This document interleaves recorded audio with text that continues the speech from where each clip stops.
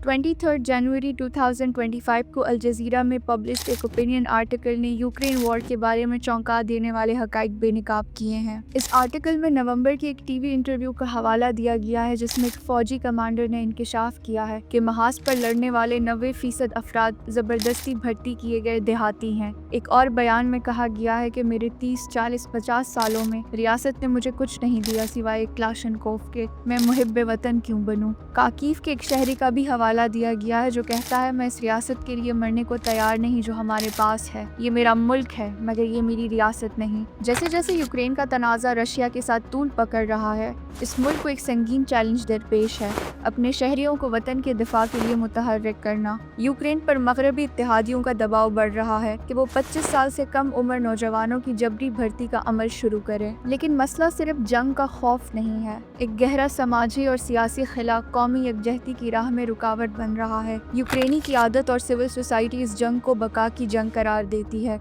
मगर इसके बावजूद अवाम में लड़ने की ख्वाहिश कमज़ोर पड़ती जा रही है और इस हिचकिचाहट का एहसास दिन ब दिन मज़ीद नुमायाँ हो रहा है। तारीख़ बताती है कि जब कोई कौम मुकम्मल यकजहती के साथ अपनी आज़ादी और बका के लिए खड़ी हो तो वो बड़ी से बड़ी ताकत के ख़िलाफ़ भी कामयाब हो सकती है। लेकिन क्या यूक्रेन भी ऐसी ही मुज़ाहमत का तसलसल बन पाएगा या अंदरूनी तकसीम इसकी जदोजहद को कमज़ोर कर देगी? यूक्रेन की जंग में बढ़ती हुई नाकामियां सिर्फ रशिया की अस्करी बर्तरी या मगरबी इमदाद की कमी की वजह से नहीं है, क्योंकि तारीख गवाह है कि ताकतवर रियासतों के खिलाफ जंगें सिर्फ असलहे और वसाइल से नहीं जीती जाती बल्कि अवाम के गैर मुतज़्ज़ल अज़म से जीती जाती हैं। वियतनाम 1960s में, अफ़गानिस्तान 1979 से 2021 तक, फ्रेंच रेवोल्यूशन 1789 या रशियन रेवोल्यूशन 1917 जैसे तारीखी वाक़यात इस बात का सबूत हैं कि जब अवामी इनकलाबात ने जन्म लिया तो ना सिर्फ वो बैरूनी ताकतों के खिलाफ डटे रहे बल्कि यूरोप के बड़े हिस्से पर अपना गलबा भी कायम किया।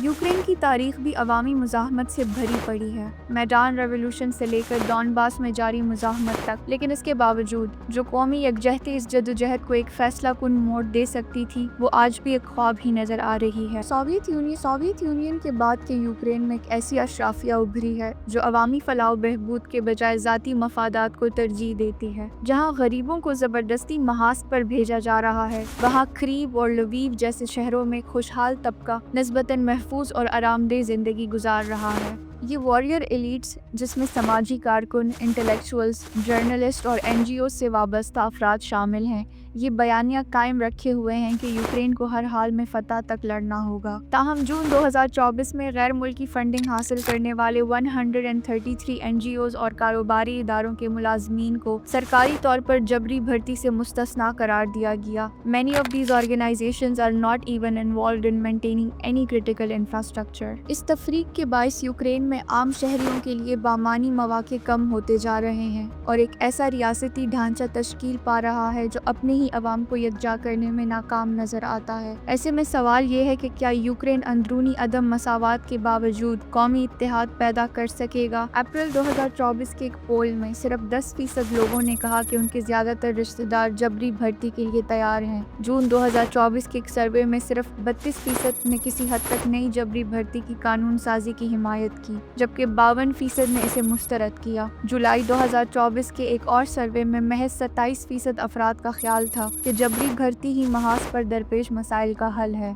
इन सर्वे रिजल्ट्स में एक वाज़ेह रुझान नज़र आता है। जबरी भर्ती की हिमायत करने वालों की तादाद हमेशा एक तिहाई से ज़्यादा नहीं रही। जंग में लड़ने का जज्बा किस हद तक कमज़ोर पड़ चुका है, इसका अंदाज़ा भर्ती से बचने की शरह से भी लगाया जा सकता है। अप्रैल 2024 के मोबिलाइजेशन लॉ के मुताबिक तमाम अहल मर्दों को 17 जुलाई 2024 तक अपनी डिटेल्स फौजी दफातर में जमा कराने थे, लेकिन मुकर्ररा वक्त तक सिर्फ 40 लाख अफराद ने ये तफसीलात फराहम की, जबकि 60 लाख ने ऐसा करने से गुरेज किया। हैरान कुन तौर पर जिन अफराद ने अपने डिटेल्स जमा कराए उनमें से 50 से 80% तक मुख्तलिफ मेडिकल या दीगर कानूनी वजूहात की बुनियाद पर जबरी भर्ती से मुस्तस्ना करार पाए।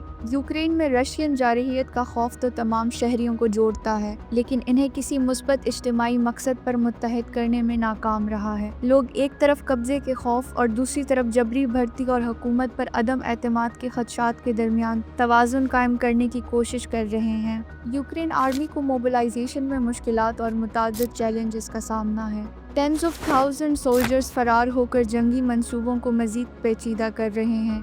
जबरी भर्ती किए गए फौजियों की एक बड़ी पैमाने पर फरार की वजह से मुसलसल पीछे हटना पड़ रहा है। हालिया हफ्तों में ये खबर आई है कि 155th ब्रिगेड के सैकड़ों फौजी पोक्रोविस्क के करीब रूसियों की पेशकदमी रोकने के लिए तैनात होने से पहले ही फरार हो गए थे। ये सूरत हाल यूक्रेन की फौज की अंदरूनी मुश्किलात को जाहिर करती है। जैसे जैसे फौजी मुसलसल फरार कर रहे हैं, यूक्रेन के लिए एक मजबूत और यकजहती से लेस फौज बनाना मजीद मुश्किल हो गया है। अल जजीरा के इस आर्टिकल के मुताबिक जबरी भर्ती के लिए सड़कों पर गिरफ्तारी जैसे तरीकों ने अवामी गम गुस्से को जन्म दिया है। सितंबर में एक मकामी मीडिया के साथ इंटरव्यू में यूक्रेनी ऑफिसर यूसुफ वलीद ने दावा किया 90% फौजी अफसरान जबरी भर्ती किए गए अफराद को जानवरों की तरह ट्रीट करते हैं। पिछले एक साल के दौरान ऐसी खबरें सामने आई हैं कि गवर्नमेंट ऑफिशियल्स ने भारी रिश्वतें लेकर मर्दों को फौजी खिदमत से मुस्तस्ना कर दिया और जो लोग तिब्बी इस्तिस्ना या सरहदी पुलिस को रिश्वत देने के लिए हज़ारों डॉलर अदा नहीं कर सकते, वो यूक्रेन की मगरबी सरहदों पर ख़तरनाक सफ़र करने की कोशिश करते हैं। फ़ौजी उम्र के अफराद को गैर मुल्की ममालिक में काउंसलर खिदमात फराहम ना करने के मंसूबों पर भी तनकीद की जा रही है, जिससे हुकूमत और बैरून मुल्क मुकीम यूक्रेनियंस के दरमियान बढ़ती हुई कशीदगी का पता चलता है। यूक्रेन की शहरियों को मुतहर्रिक करने की जदोजहद न सिर्फ कौमी इत्तेहाद की कमी को ज़ाहिर करती है, बल्कि एक गहरी नाजुक हकीकत भी बेनकाब करती है।